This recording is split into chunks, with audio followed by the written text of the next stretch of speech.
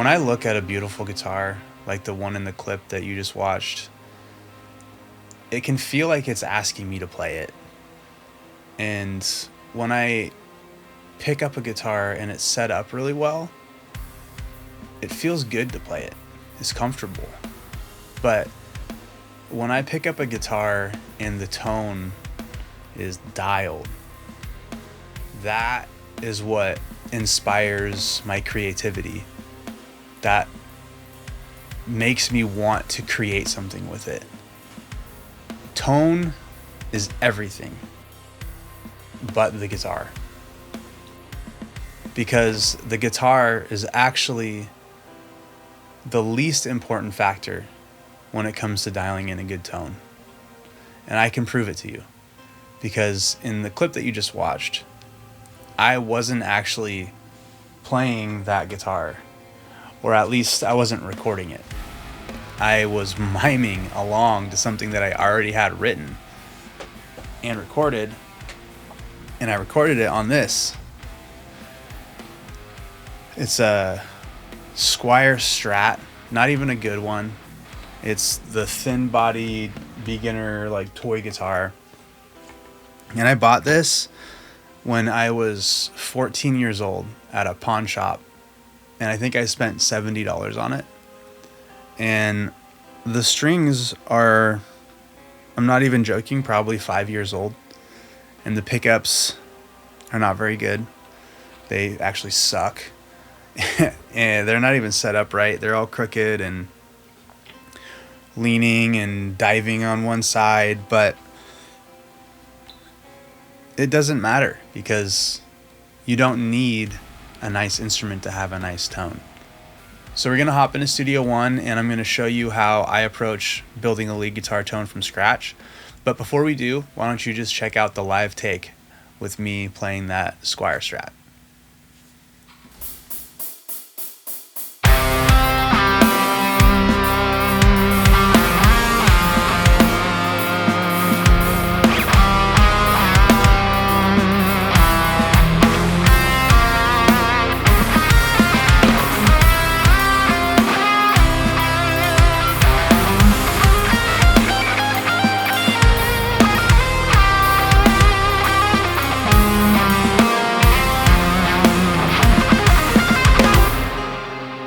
All right, so we're in Studio One, ready to dive into this lead tone.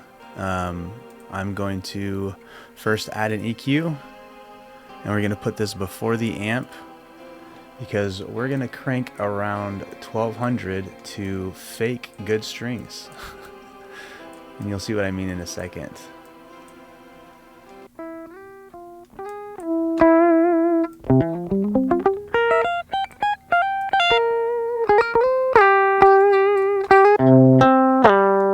Check this out without.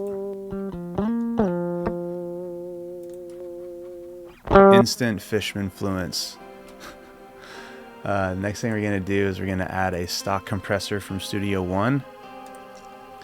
We're going to, I already know that I like my attack to be around 20 milliseconds and my release to be about the same.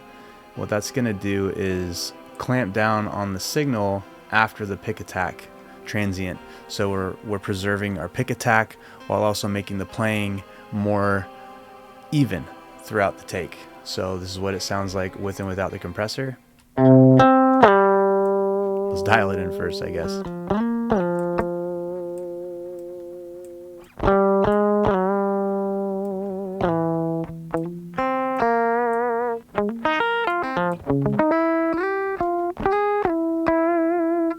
So without.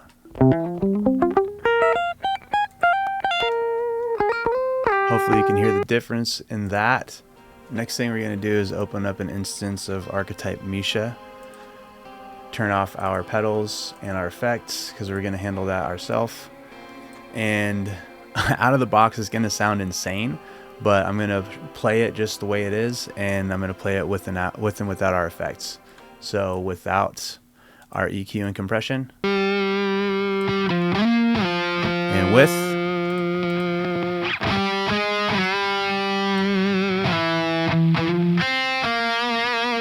Much better already. So I'm going to adjust the gain, bass, mids, treble, presence, and I like to crank everything to 10 first and then dial it back from there. With the gain, I'm looking for good saturation while also maintaining the dynamics of the take. So we're going to crank that to 10, dial it back from there.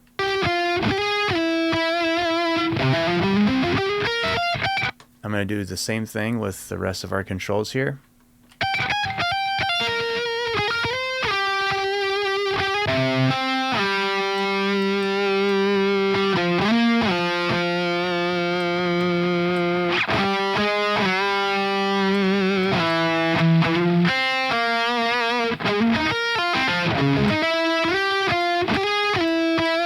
Cool, on to the EQ within the amp. I like to just mess with 1 to 2K on this. We're just going to be boosting kind of the bite of the pick attack again in that, which I think, in my opinion, is really important for a lead tone.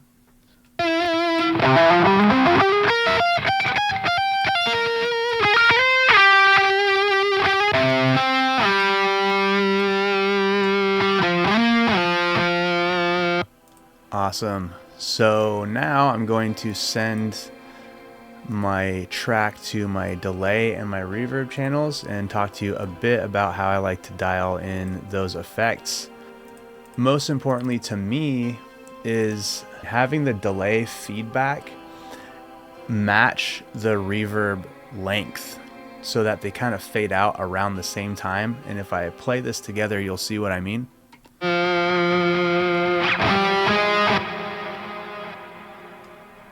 They sound like they're one effect rather than two disjointed effects working against each other.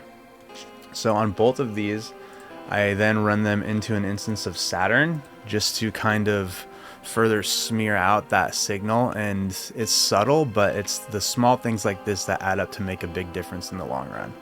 So with, without,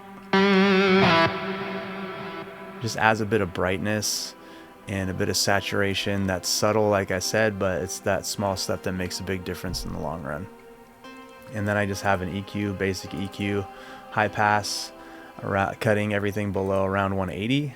See what that sounds like with and without.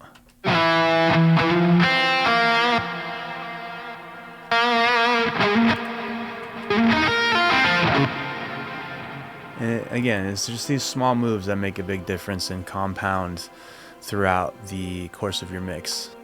So after that, I have everything going to an instrument track with an instance of Soothe, where I have the kick and the snare side chained.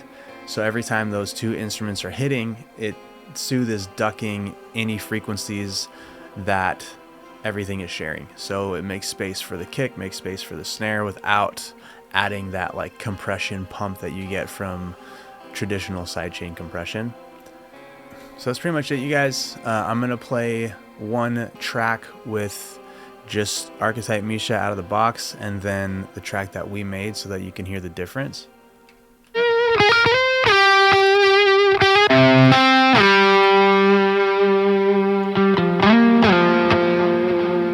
then here is our track.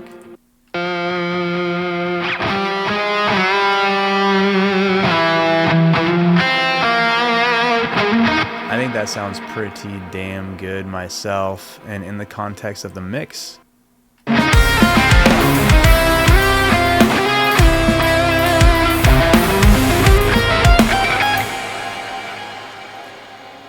that's with a $70 guitar. And obviously, if you have a better instrument with better pickups, you're gonna be starting at a better spot, so this is gonna be easier. But in my opinion, you can get this tone out of pretty much anything that you can plug into your interface. And the real secret for me is the EQ before the amp to make your DI sound like a better guitar. We're like faking clarity essentially. And I worked really hard on this video. I'm just getting into this YouTube thing, so if you got something out of this and you feel like I've earned your sub, then click the button. And I'm going to be trying to upload videos weekly, so if you guys want to see anything specific, drop a comment, let me know, and I'll do my best to make a video about it. And thank you for sticking with me to the end. I appreciate it.